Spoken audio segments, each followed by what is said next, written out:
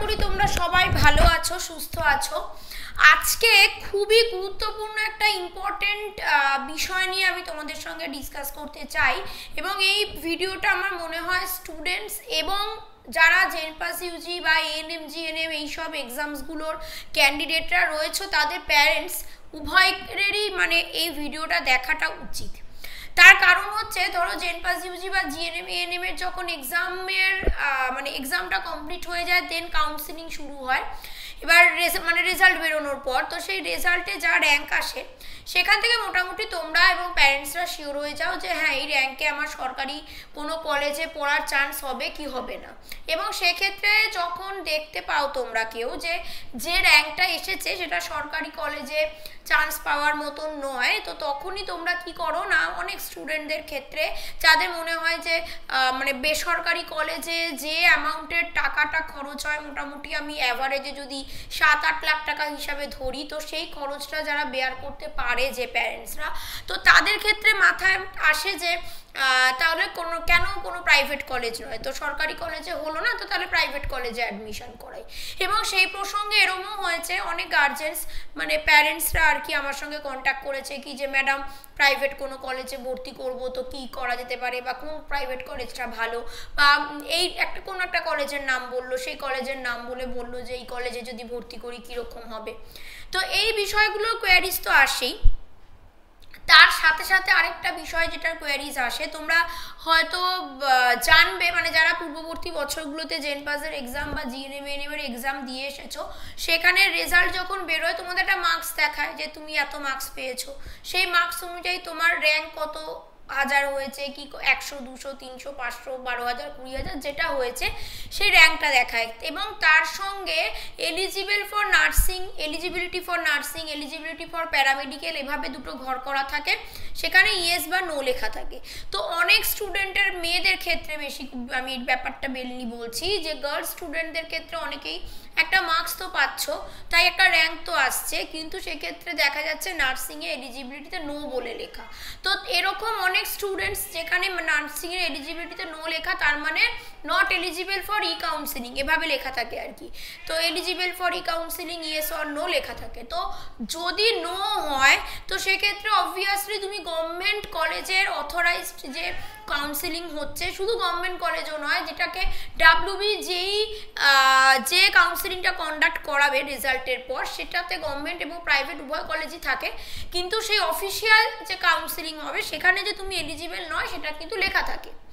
তারপরেও সেই সব স্টুডেন্টসরা যখন দেখলো যে সে এলিজিবল নয় কাউন্সিলিংয়ের জন্য, তখন সে তার সেই জেনপাস ইউজির রেজাল্টটা নিয়ে কোনো না কোনো প্রাইভেট কলেজে যাচ্ছে। কিছু প্রাইভেট কলেজ কিন্তু বলছে যে না, তুমি এক্সাম দিয়েছো, সেখানে তোমার এলিজিবল নয় দেখানো হয়েছে, তুমি সেরকমই মার্কস পেয়েছো, তো তুমি তাতে এলিজিবল নয়, তো সেই জন্য তোমাকে অ্যাডমিশন নেওয়া হবে না। কিন্তু যেহেতু প্রাইভেট কলেজে একটা বিশাল অ্যামাউন্টের টাকা নিয়ে ওরা পড়াচ্ছে, কিছু কিছু প্রাইভেট কলেজ কিন্তু কি বলছে না, যারা not eligible for the counselling লেখা আছে রেজাল্টে, তা সত্ত্বেও তারা কিন্তু টাকার বিনিময়ে তুমি গেলে তোমাকে অ্যাডমিশন নিচ্ছে। তো এক্ষেত্রেও অনেকে আমাকে কন্ট্যাক্ট করেছো যে কি করব তাহলে। কেউ বলছে যে হ্যাঁ প্রাইভেট কলেজে অ্যাডমিশন নিয়ে নেবো, কেউ বলছে নেবো না, তো তাহলে করণীয়টা কি? তো সেই বিষয়ে আমি এই সন্দেহগুলো এই ভাবনাগুলো তোমাদের যারা এখন 2024-এর প্রিপারেশন নিচ্ছ তাদের আসছে না আমি জানি, কিন্তু যারা রেজাল্ট বেরোনোর পর এই অবস্থার মধ্যে দিয়ে যাবে যে দেখবে র্যাঙ্কটা এমনই এসেছে, সরকারি কলেজ পাওয়ার মতো নয়, তো তখন এই সব বিষয়ের মধ্যে দিয়ে তোমরা দেখবে যাবে। আর যারা পূর্ববর্তী বছরগুলোতে এই স্টেপগুলো পেরিয়ে এসেছো, এবার রিপিট করছো এক্সামটাকে, তারা নিশ্চয়ই রিলেট করতে পারছো। তো এই হচ্ছে পরিস্থিতি। এবার সেখানে দাঁড়িয়ে অনেকেই কোনো ভালো প্রাইভেট কলেজে জানতে চাও, ইভেন তোমরা হয়তো জানো অনেক সময় স্পন্সরশিপ ভিডিও আসে, স্পন্সরশিপ করার জন্য ভিডিও করতে বলে। ধরো কোনো একটা কলেজ আমাকে বললো যে ওটা প্রাইভেট কলেজে অবশ্যই এটা করবে, আমাকে হয়তো বললো যে ওই কলেজের নামে আমি ভিডিওতে বলি যে হ্যাঁ এই কলেজটি ভালো, অথরাইজ, তোমরা এখানে অ্যাডমিশন নাও, তোমরা এখানে পড়ো। তো আমি এটা বলবো, মানে তাদের কলেজকে প্রমোট করব, তার বিনিময়ে তারা আমাকে কিছু অ্যামাউন্টের মানি দেবে। তো সেই জিনিসটা আমার চ্যানেলে তুমি কখনোই পাও না। কোনো অথরাইজ বলবো না, মানে কোনো প্রপার চ্যানেল যেখানে কোনো কম্পিটিটিভ এক্সামস, নিট, জেনপাস, জেই, এএনএম, জিএনএম এর জন্য প্রিপারেশন করানো হচ্ছে, যেগুলো ঠিকঠাক ভালো চ্যানেল, তুমি খেয়াল করে দেখবে কোথাও তারা এরকম প্রাইভেট কলেজকে প্রমোট করছে না। কেন করাটার কথা নয়, এটাই স্বাভাবিক।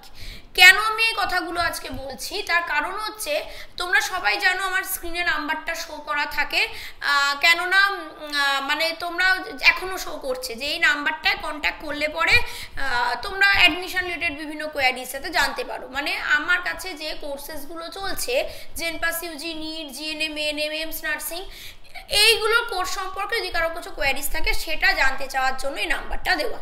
তো এই নাম্বার থেকে বিগত 1-2 দিনে না আমি দেখলাম 2-3টে কল এসেছে এবং তাদের প্যারেন্টসরা, বাবারা ফোন করছেন, করে প্রশ্ন করছে যে কি প্রাইভেট কলেজের কিছু একটা নাম বলছে, অজানা প্রাইভেট কলেজ, মানে নামটা আমি শুনিনি। মানে এই অর্থে বলতে চাইছি যে খুব ওয়েল নোন, মানে এরকম রেকগনাইজড কোনো প্রাইভেট কলেজ এরকম নয় আর কি। তো সেরকম কি একটা দুটো প্রাইভেট কলেজের নাম পেলাম। তো তাদের বক্তব্য হচ্ছে এটা, যাতে তাদের মেয়েরা প্রাইভেট কলেজে বিএসসি নার্সিং পড়ছে, তো এখন হচ্ছে ওদের ফার্স্ট এক্সামটার সময় আর কি, বুঝলে। তো সেক্ষেত্রে তো বোর্ডের এক্সাম, মানে তোমরা যেরকম মাধ্যমিক, উচ্চ মাধ্যমিক দিয়ে আসছো, ঠিক সেরকমই ওখানেও তো বোর্ডের এক্সাম হবে, মানে বোর্ড থেকে রেজিস্ট্রেশন আসবে, অ্যাডমিট কার্ড আসবে, তুমি ফাইনাল এক্সাম দেবে এক ইয়ার এন্ডিংয়ের ধরো বা সেমিস্টারের। তো তাদের বক্তব্য ওই প্রাইভেট কলেজগুলো থেকে তাদের মেয়েদেরকে এখনো রেজিস্ট্রেশন দেওয়া হয়নি। তারা ভর্তি হয়েছিল, কিন্তু তাদেরকে এখনো এক্সাম দেওয়ার জন্য এক্সাম ফিস হয় জানো, এক্সামিনেশন ফিস গভর্নমেন্ট কলেজে এটা অনেক কম, নেই বললে চলে, কিন্তু প্রাইভেট কলেজে এটা হিউজ অ্যামাউন্টের টাকা, সেটাও নিয়েছে। কিন্তু তাদের না এসেছে এখনো রেজিস্ট্রেশন। মানে রেজিস্ট্রেশন মিনস আমি কিন্তু নার্স হিসাবে রেজিস্টার্ড নার্স সেটা বলছি না, একটা এক্সাম যে দেবে সে যে সেই ইউনিভার্সিটি স্টুডেন্ট, তার রেজিস্ট্রেশন থাকবে। তো সেটা বলো, অ্যাডমিট কার্ড বলো, এগুলো এখনও তাদের সেই প্রাইভেট কলেজ থেকে প্রোভাইড করা হয়নি। আমার তোমাদেরকে এটা বলার এটাই বক্তব্য। এবার হ্যাঁ, তোমরা কেউ বলতেই পারো, কমেন্ট করতে পারো, হ্যাঁ এরকম যে আপনাকে কেউ বলেছে তার প্রমাণ কোথায়, সব কিছুর আমি তো প্রমাণটা দেখো দিতে পারবো না। আমার কাছে নাম্বার আছে, আমি তাদের নাম জানি না অবশ্যই, কিন্তু সেই নাম্বারটা রয়েছে, আমি নাম্বারটা তোমাকে চাইলে শো করতে পারি, কিন্তু চাইবো না বা করবো না। কেন বুঝতেই পারছো, 2জন বা 3জন লোক আমাকে ফোন করে এই কোয়ারিজগুলো জানতে চেয়েছে, সেই নাম্বার আমি নিশ্চয়ই ইউটিউবে শেয়ার করবো না। আমি কতটা বিশ্বাসযোগ্য সেটা প্রমাণ করার জন্য, কারণ সেটা তো ঠিক নয়। কেউ আমাকে কন্ট্যাক্ট করেছে, তার নাম্বার আমি কেন একটা সোশ্যাল প্ল্যাটফর্মে শো করবো? তো সেটা তো সম্ভব নয়। তোমরা বিশ্বাস করবে কি করবে না সেটা তোমাদের ব্যাপার, কিন্তু আমার মনে হয় যেহেতু আমি তোমাদের জেনপাস, ইউজি, জিএনএম, এএনএম এগুলো নিয়ে গাইড করি, তো এটাও এই গাইডের মধ্যেই পড়ছে। তো আমার এটা বলার বিষয় হচ্ছে এটা, যে তার মানে বহু প্রাইভেট কলেজ কিন্তু রয়েছে, হ্যাঁ সেখানে টাকার অ্যামাউন্টটা অনেক বেশি, কিন্তু ওরকম জোচ্চুরিবাজি, সোজা কথাতে ওরকম জোচ্চুরি কিছু করা হয় না, টাকাটার অ্যামাউন্টটা অনেক হয়তো বেশি, সেটা তো প্রাইভেটের খরচ হবেই, সেটা তোমরা সবাই এতদিনে জানো। কিন্তু এরকমভাবে ভুলভাবে তোমাকে একটা অ্যামাউন্টের টাকা নেবে, নিয়ে সেখানে তুমি না রেজিস্ট্রেশন পেয়েছো, না অ্যাডমিট কার্ড পেয়ে এক্সাম দিতে পারছো, সেই অবস্থা তোমার হবে না, সেটা অথরাইজড এবং তুমি তা সেখানে বিশ্বাস করতে পারো। কিন্তু তার সাথে সাথে প্রচুর সংখ্যক এরকম প্রাইভেট কলেজ ধরো তৈরি হচ্ছে, যেখানে খরচটা ওই ওয়েল নোন প্রাইভেট কলেজগুলোর খরচের তুলনায় একটু কম।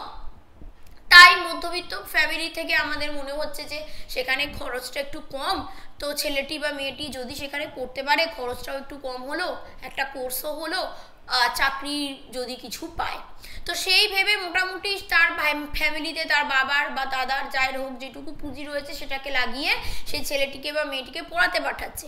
তারপর যদি এই পরিস্থিতি এসে দাঁড়ায়, তাহলে একটা সাধারণ ফ্যামিলির ক্ষেত্রে এটা সত্যি একটা বিপর্যস্ত হয়ে যাওয়ার মতনই অবস্থা। তো সেটা যাতে না হয় তাই জন্য তোমাদেরকে বলছি, প্লিজ প্লিজ কলেজ চয়েস করার সময় তোমরা কেয়ারফুল থাকো। যদি গভর্নমেন্ট কলেজে চান্স পেয়ে যাচ্ছ, তোমার যে র্যাঙ্ক হয়েছে, তাহলে সেটা নিয়ে ভাববারই কোনো বিষয় নেই।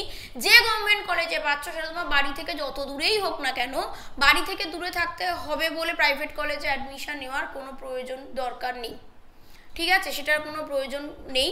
তুমি প্রায় গভর্নমেন্ট কলেজেই ভর্তি হও, যেখানে চান্স পাচ্ছ সেটা তোমার বাড়ির থেকে অনেকটা দূরে হলেও তাতে প্রবলেম হওয়ার কথা নয়। কিন্তু প্রাইভেট কলেজে যদি ভর্তি হও, সেটা খুবই ভালো একটা কলেজ, তুমি সেটা বুঝে সুঝে ভর্তি হও। আর না বুঝে না জেনে শুধু খরচটা কম সেটা জানতে পেরে একটা কলেজে ভর্তি হয়ে যাবে, তারপর কিন্তু এরকম সমস্যাগুলোয় পড়তে পারো, ঠিক আছে? তো সেই জন্য তোমাদেরকে এই ব্যাপারটা নিয়ে আবারও বলার, যখন তুমি কলেজ চুজ করবে, যদি প্রাইভেট কলেজ ভাবো, তো সেটা ভালো করে বুঝে নেবে যে এইরকম ভর্তি হয়ে যাওয়ার পর একটা অ্যামাউন্টের টাকা সেখানে ইনভেস্ট করে দেওয়ার পর কোনো রকম সমস্যা যেন না আসে। দরকার পড়লে তুমি সেখানে একটা বছর আবার ওয়েট করো, আবার ভালো করে প্রিপারেশান নিয়ে মানে এক্সাম দাও, যাতে গভর্নমেন্ট কলেজে চান্স পাও। আশা করি আমি তোমাদেরকে বিষয়টা বোঝাতে পেরেছি। এর সাথেই বলে রাখি, যারা 2024-এর বা 2025-এর প্রিপারেশন কোর্স চাইছো, তোমরা অ্যাচিভার স্টাডি সেন্টার অ্যাপটাকে ইনস্টল করতে পারো। অ্যাপে কিন্তু 2024-এর ক্র্যাশ কোর্সেরও ক্লাস চলছে। আবার যারা 2025-এর জন্য ফার্স্ট থেকে এখন থেকে প্রিপারেশন নিতে চাইছো, তাদের জন্য কিন্তু সেপারেটলি ক্লাসেস স্টার্ট হয়ে গেছে। তো জেন পাসের যারা ক্লাস চাইছো, তাদের ক্ষেত্রে physics, chemistry, biology, logical reasoning, English, এই সব সাবজেক্টেরই কিন্তু ক্লাস থাকবে। সেপারেট সব সাবজেক্টের আলাদা আলাদা মানে ফ্যাকাল্টি টিচার্সরা রয়েছেন, তারা ক্লাস করাবেন। আবার জিএনএম এর ক্ষেত্রেও যে সাবজেক্টসগুলো থাকছে সেটারও ক্লাস স্টার্ট হচ্ছে 2025-এর জন্য। এইমস নার্সিং, তোমরা জানো এক্সাম আসতে চলেছে, তো সেটার জন্য কম্পিউটার বেসড যে এক্সাম প্র্যাকটিসের, সেটাও কিন্তু মানে রেডি রয়েছে। কেউ যদি সিবিটি পারচেস করতে চাও, যে কীভাবে একটা কম্পিউটার বা ল্যাপটপ সিস্টেমের সামনে বসে অনলাইন এক্সাম দিতে হবে, সেটার একটা এক্সপিরিয়েন্স প্র্যাকটিস করতে চাইছো, সেটা অ্যাভেলেবেল রয়েছে। প্লাস কমপ্লিট প্রিপারেশান কোর্সও কিন্তু রয়েছে। সবগুলোর mock test, doubt clearing class, monthly test সব কিছু কোর্সের মধ্যে ইনক্লুড থাকবে। তোমরা অ্যাপটাকে গুগল প্লে স্টোর থেকে ইনস্টল করে নিতে পারো, নিয়ে লগ ইন করবে, স্টুডেন্ট হিসাবে লগ ইন করবে, ক্লাসের অপশানসগুলো আসবে। আদারওয়াইজ আমার সব ভিডিও ডেসক্রিপশানে কিন্তু অ্যাপের লিঙ্ক দেওয়া আছে, সেই লিঙ্ক থেকেও তুমি ডাইরেক্ট অ্যাপটাকে ইনস্টল করে নিতে পারো। তো এটাই বলার ছিল। ক্লাসে যদি কেউ অ্যাড হতে চাও, যদি কেউ ক্লাস পারচেস করতে চাও, ক্লাস রিলেটেড কোনো কোয়ারিজ থাকলে স্ক্রিনে যে নাম্বারটা যাচ্ছে সেই নাম্বারে কি জানতে চাইছো সেটা লিখে মেসেজ করে রাখবে, হোয়াটসঅ্যাপ করে রাখবে, তুমি অবশ্যই রেসপন্স পাবে। তো সবাইকে all the best, thank you.